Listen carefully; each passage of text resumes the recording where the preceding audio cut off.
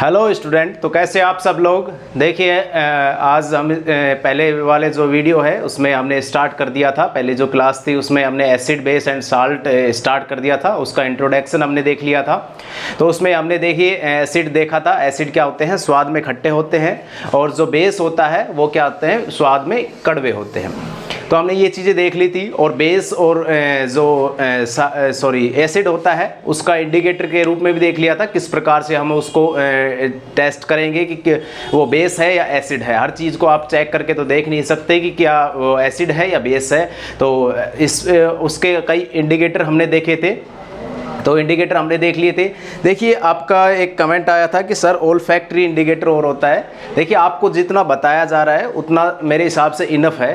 तो आप जितना बता रहा हूँ उतना पढ़ लेंगे तो आपके लिए आपकी जो एनसीईआरटी में दे रखा है वो सफिशिएंट है। देखिए बाकी यूट्यूब पे भी कई वीडियो हैं, अपना अपना ज्ञान देने के लिए कोई भी आ सकता है। देखिए हमारे पास भी बहुत ज्ञान है, लेकिन टीचर द्वारा स्टूडेंट को उतना ही ज्ञान दिया जाना चाहिए जितना उसके लिए सफिशिएंट है। देखिए आप 10th क्लास में है, आप अगर नेक्स्ट ईयर जब 11th में होंगे, 12th में होंगे, तब आप अगर साइंस ले रहे हैं, मैथ ले रहे हैं, तब आपके लिए ये ज़रूरी है। और आप 10th में देखिए आर्ट के बच्चे भी होते हैं, कॉमर्स के भी बच्चे होते हैं। देख सभी का सोचना पड़ता है। अब कई बच्चे ऐसे होते हैं कि उनको मतलब केवल साइंस का उतना ही ज्ञान लेना होता है कि सर हम पास हो जाएं, या हमारे सिलेबस में दे रखा है उतना आप करवा दीजिए। और वैसे आप अगर कुछ ज़्यादा ही जानना चाहते हैं तो वैसे आप और वीडियो देख सकते हैं। अगर आपको एनसीईआरटी बेस पढ़ना है, आपको आपकी जो आपका बोर्ड है उसमें आपको 90+ नंबर लेके आने हैं, तो ही आप ये वीडियो देखते रहिएगा और हमसे जुड़े रहिएगा। तो आप देखिए ओल्फैक्टरी इंडिकेटर देखते हैं। देखिए ओल्फैक्टरी इंडिकेटर क्या होते हैं। देखिए आपके जो स्मेल के थ्रू आप अगर कोई चीज़ को डिटेक्ट कर पाते हैं तो उसे क्या कहते हैं, ओल्फैक्टरी। आपकी ओल्फैक्टरी जो नर्व होती हैं, ये आपने सुना होगा, मतलब ओल्फैक्टरी मतलब सूंघने से संबंधित जो चीज़ें होती हैं। तो ओल्फैक्टरी इंडिकेटर में देखिए एक है ऑनियन, प्याज आपने देखी होगी। प्याज को आप काटते हो तो उसमें उसकी प्याज की एक अलग सी स्मेल होती है, आपने नोटिस किया होगा। देखिए प्याज की जो स्मेल होती है, अगर आप उस पर एसिड डाल रहे हैं तो आप उसकी स्मेल है वो सेम रहेगी, मतलब उसकी स्मेल में किसी प्रकार से कोई चेंज नहीं होगा। अगर आपने ऑनियन के ऊपर आपने 2-4 बूंदे बेस की डाल दी तो उसकी जो स्मेल है वो ख़त्म हो जाएगी, उसमें किसी प्रकार की कोई स्मेल नहीं आएगी। नेक्स्ट है वेनिला एसेंस। देखिए ये क्या होता है, आपने जो पेस्ट्री वगैरह देखी होंगी उसमें वेनिला वगैरह डलवाया होगा, उसका भी एक अच्छी सी खुशबू होती है। ये वेनिला एसेंस अगर आपको एसिड के साथ उसमें एसिड की बूंदे डालेंगे तो वो क्या है, उसकी स्मेल बरकरार रहेगी, उसमें किसी प्रकार से कोई चेंज नहीं होगा। अगर जैसे ही आप उसके ऊपर बेस डालते हैं तो उसकी स्मेल क्या होगी, खत्म हो जाएगी, उसमें किसी प्रकार से आप कोई स्मेल नहीं आएगी। नेक्स्ट क्लेव ऑयल हो, ये लौंग का जो तेल होता है क्लेव ऑयल कहते हैं। देखिए इसमें भी ये भी सेम है, जैसे ही आप इसमें एसिड ऐड करेंगे तो इसकी स्मेल सेम रहेगी, लेकिन अगर आपने जैसे बेस ऐड कर दिया तो इसकी स्मेल क्या हो जाएगी, खत्म हो जाएगी। ठीक है, आपका ओल्फैक्टरी इंडिकेटर है, इतना आप ये नोट कर लीजिएगा। और आपको देखिए हमने पिछली क्लास में क्या देखा था, जो इंडिकेटर हैं उसमें नेचुरल और आपके जो आर्टिफिशियल हैं वो हमने देख लिए थे। आज आपका जो ओल्फैक्टरी इंडिकेटर है वो हमने देख लिया है। ठीक, तो आपके इंडिकेटर कंप्लीट हो गए। आपका एक क्वेश्चन दे रखा है, वो क्वेश्चन मैं ज़रूर सोल्व करवाऊंगा आज। देखिए सबसे बेहतरीन क्वेश्चन है वो आपका, आप इसको नोट डाउन कीजिए पहले, फिर वो क्वेश्चन करवाते हैं। तो हमने देखिए आपके जो इंडिकेटर हैं वो हमने कंप्लीट कर लिए हैं। नेक्स्ट आपको एक क्वेश्चन दे रखा है, और ये क्वेश्चन भी बेहतरीन क्वेश्चन है। आप इसको एक बार इस वीडियो को यहाँ पे पॉज करके इसको एक बार ट्राई करके देखिएगा। अगर आपको ये क्वेश्चन कर देते हैं तो आपकी तैयारी एकदम बहुत ही अच्छी तरीके से हो रही है। तो आप इसको देखिए, मैं आपको सोल्व करवाता हूँ। अगर आपको करना है तो आप इस वीडियो को पॉज करके आगे इसको अपने आप सोल्व कर सकते हैं। आपके जो आपकी जो एनसीईआरटी है उसका 2nd पेज है, जो इसका चैप्टर का जो 2nd पेज है वहाँ पे ऊपर दे रखा है इस क्वेश्चन को। देखिए आपको क्या दे रखा है, you have been provided with 3 test tube. आपको 3 टेस्ट ट्यूब दे रखी हैं, ये 3 टेस्ट ट्यूब हैं। इनमें क्या दे रखा है, 1 of them content distilled water. इसमें एक में क्या कर रखा है, वाटर ऐड कर रखा है। नेक्स्ट आपको 2 अदर दे रखे हैं, उसमें एक में एसिडिक सॉल्यूशन है, एक में आपको एसिडिक सॉल्यूशन दे रखा है, और एक में आपको क्या दे रखा है, बेसिक सॉल्यूशन दे रखा है। एक में आपको बेसिक सॉल्यूशन दे रखा है। अब आपको क्या पूछा है, देखिए आपको क्या दे रखा है, आपको ओनली रेड लिटमस पेपर दे रखा है और रेड लिटमस पेपर से आपको डिटेक्ट करना है कि इन तीनों में क्या है। आपको अलग अलग एक साथ दे रखे हैं, आपको पता नहीं है उन तीनों टेस्ट ट्यूब में क्या क्या है, एसिड है, बेस है या फिर वाटर है, कौन कौन से में क्या है। आपको केवल दिया है रेड लिटमस पेपर। देखिए रेड लिटमस पेपर क्या होता है, रेड अगर ब्लू में चेंज हो जाए, किसमें, ब्लू में चेंज हो जाए तो क्या होगा, ये बेस। ये तो आपको पता है, मैंने आपको बताया था लास्ट क्लास में। अगर रेड लिटमस पेपर दे रखा है और वो ब्लू में चेंज हो रहा है तो वो क्या होगा, बेस होगा। अगर रेड ही रह रहा है, रेड रह रहा है तो आप क्या कहेंगे, या तो वो क्या है, एसिड है, या फिर वो क्या है, न्यूट्रल है। मैंने आपको ये चीज़ें बताई थी लास्ट क्लास में। अगर आपका जो लिटमस पेपर है रेड से अगर ब्लू हो रहा है तो वो क्या होगा, बेस होगा। अगर रेड से रेड ही रह रहा है तो वो क्या होगा, एसिड भी हो सकता है और न्यूट्रल भी हो सकता है। मतलब आपको जो वाटर, डिस्टिल्ड वाटर दे रखा है वो भी हो सकता है या फिर एसिड भी हो सकता है।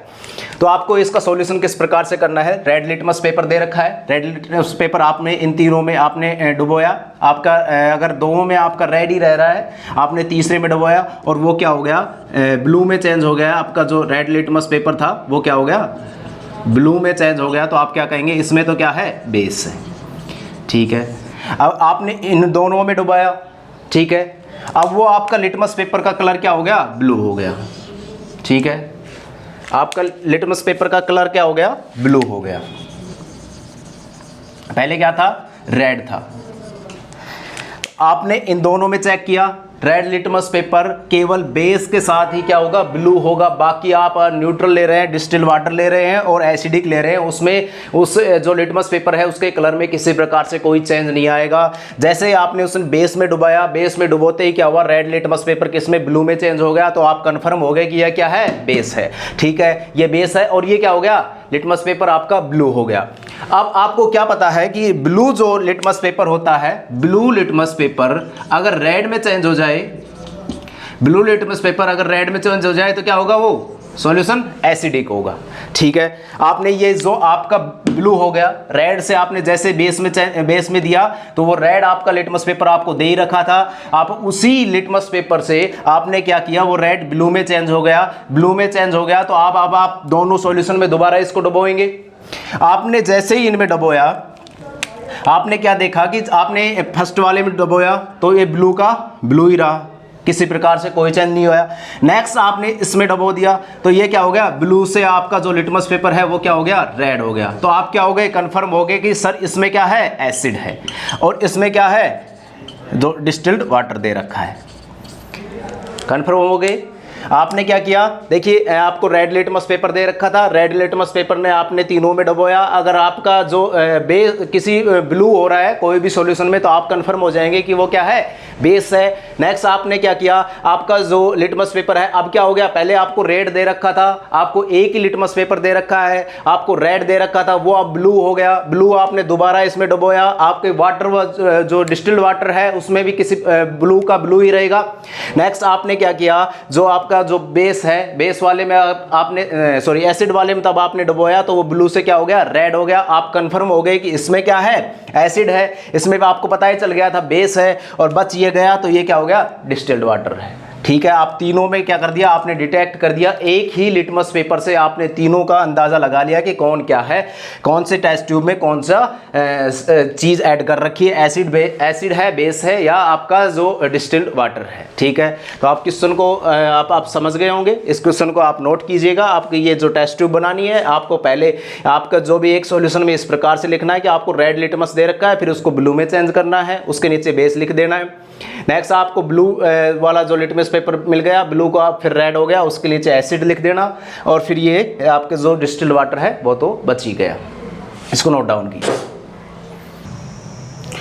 हाँ, तो देखिए आपका जो इंट्रोडक्शन वाला जो टॉपिक है वो सारा कंप्लीट हो गया है। आपने आज ओल्फैक्टरी जो आपका इंडिकेटर है उसके बारे में पूछा था, इसलिए आपका ये आज का वीडियो आपके अलग से बनाना पड़ रहा है मेरे को। देखिए तो अब नेक्स्ट वीडियो है उसमें हम देखिए इसकी जो फिजिकल प्रॉपर्टी है वो देखेंगे। आज का वीडियो थोड़ा ये शॉर्ट रहेगा। शॉर्ट रहने का रीज़न मैंने बता दिया, आपका ओल्फैक्टरी जो इंडिकेटर है उसके कारण। अगर मैं ये आगे वीडियो बढ़ाता हूँ तो ये लगभग आपका 10-15 मिनट का तो ये हो ही गया, लगभग आपका 45 से 40 मिनट का हो जाएगा, 40 से लगभग 50 भी हो सकता है ये।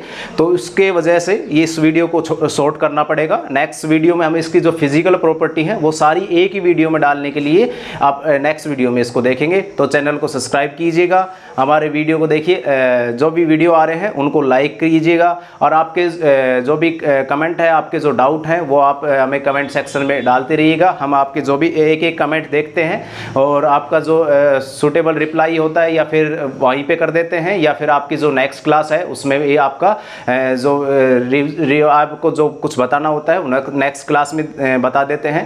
देखिए आप ये फालतू के भ्रम में मत रहिएगा कि आपको सर कुछ कम करवा रहे हैं।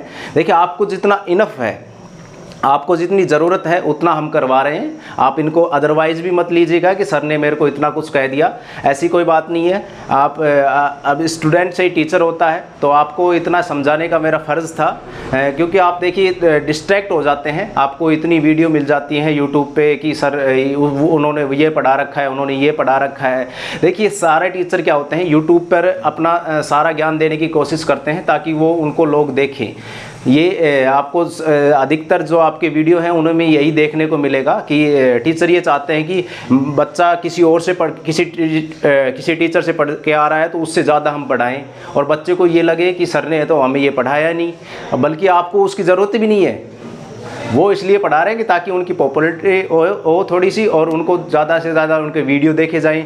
अब बच्चा क्या होता है कि डिस्ट्रैक्ट हो जाता है इन चीज़ों से, तो आपको डिस्ट्रैक्ट नहीं होना है। मैं जितना बता रहा हूँ आपके लिए उतना इनफ है। आपकी जो बोर्ड एग्ज़ाम है उसमें 90+ लाने का, देखिए ये जो भी मैं आपको कंटेंट दे रहा हूँ वो इनफ होता है। तो आप इनके मेरे साथ साथ नोट्स ज़रूर बनाते हुए चलिएगा, और नोट्स बनाते हुए चलिए। और आपकी जो इसकी क्लास की जो यूट्यूब की है उसके लिए नोट्स अलग होने चाहिए, और आपकी जो स्कूल की क्लासेस चल रही हैं उसके लिए नोट्स आपके अलग होने चाहिए। तो देखिए इन चीज़ों से आपको डिस्ट्रैक्ट नहीं होना है। और आपके जो मैथ वाले सर हैं, योगेश सर हैं, वो भी आपको कुछ बताएंगे। तो सर लीजिए sir. Hello my dear student, welcome to our YouTube channel. Dear student, जो एक बच्चे की जो क्वेरी थी कि सर मेरे को 4th चैप्टर में डाउट है, तो उसका सर अपन ऐसे पर्सनल वीडियो तो दे नहीं सकते, जो अपना चैप्टर जो रेगुलर चल रहा है अपन उसी में वीडियो दे सकते हैं। बट जिनका जो डाउट है वो डाउट अपन चैप्टर नंबर जब 4th स्टार्ट करेंगे ना, उसमें आपको क्लियर होना तो कहना, अन्यथा नहीं कहना। दोबारा कमेंट ऐसे क्या है कि अलग जो चैप्टर के आप कमेंट करोगे तो उसके लिए हमें क्या है कि दूसरी वीडियो बनानी पड़ेगी, तो जो रेगुलरिटी है ना वो टूटती है। आपको अगर कोई डाउट हो, जैसे अपन ने चैप्टर पढ़ाया कि चैप्टर अपना चल रहा है, चैप्टर नंबर 5th चैप्टर चल रहा है, इसमें अगर कोई डाउट हो ना किसी भी क्वेश्चन में, तो उसको आप या तो दोबारा देखो वीडियो को। फिर भी अगर कोई डाउट है तो उसके लिए हम पर्सनली फिर वीडियो बनाएंगे कि भाई इस क्वेश्चन में सभी बच्चों को क्या है डाउट होगा। भाई एक बच्चे को डाउट है मतलब उसके साथ और भी वैसे बच्चे होंगे जिनको डाउट होगा। तो ऐसे जो डाउट है ना वो जो चैप्टर चल रहा है उसके डाउट पूछा करो ज़्यादा से ज़्यादा। क्या है कि फिर अलग से हम किसी दूसरे चैप्टर का भाई वीडियो बनाएं तो फिर ठीक है, अच्छा नहीं लगता ऐसे। और दूसरा, जब हम आपको वो चैप्टर पढ़ाएं ना उसके बाद अगर कोई डाउट हो तो उसकी जिम्मेदारी हमारी है। अच्छा, इसके साथ साथ ये वहम होगा कईयों को, भाई गुरुजी जो करवा रहे हैं इसमें ये छोड़ दिया। बेटा क्या है कि जो अकॉर्डिंग टू क्लास है ना सिलेबस, उसी के अनुसार पढ़ाया जाता है। सर ऐसी बात है ना। उसमें क्या है कि जो ओल्फैक्टरी वाले जो इंडिकेटर थे वो 11th और 12th में आएंगे आपके केमिस्ट्री में। तो ऐसा कुछ भी नहीं है कि जो हम आपको छोड़ देंगे या एक्स्ट्रा पढ़ाएंगे।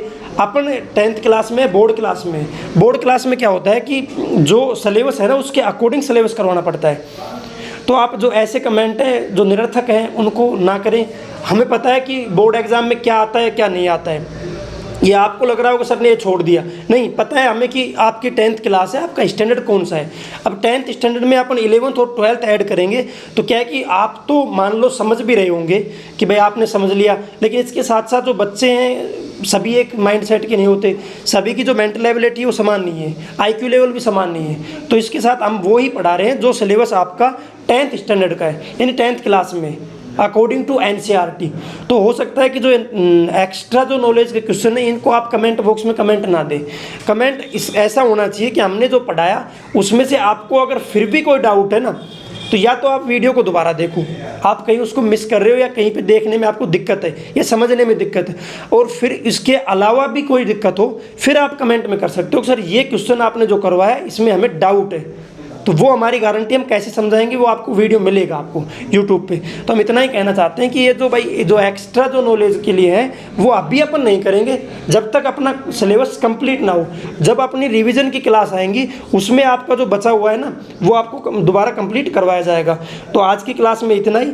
और सर आप ऐसा मत सोचो सर ने आपको ये छोड़ दिया, सर आपको कंप्लीट सिलेबस पढ़ाएंगे अकॉर्डिंग टू NCERT और आपकी क्लास के लेवल के आधार पर पढ़ाएंगे। ठीक है सर, क्या कहना चाहते हैं? तो आपका जो है सिलेबस तो कंप्लीट करवाना ही है, इसके बाद आपको रिवीजन और करवाया जाएगा। देखिए एक क्लास में आपका लगभग आपका कंप्लीट टॉपिक जो है आपका रिवीजन के तौर पर करवाया जाएगा। एक चैप्टर में या आपका एक क्लास में ये पूरा चैप्टर या आपकी 2 क्लास लग सकती है मैक्सिमम, अगर ज़्यादा बड़ी हो जाती हैं तो आपकी 2-2 क्लास में आपका पूरा सिलेबस रिवीजन करवाया जाएगा। उस चीज़ की आप टेंशन मत लीजिएगा, आपका सिलेबस कंप्लीट करवाएंगे और रिवीजन भी करवाएंगे।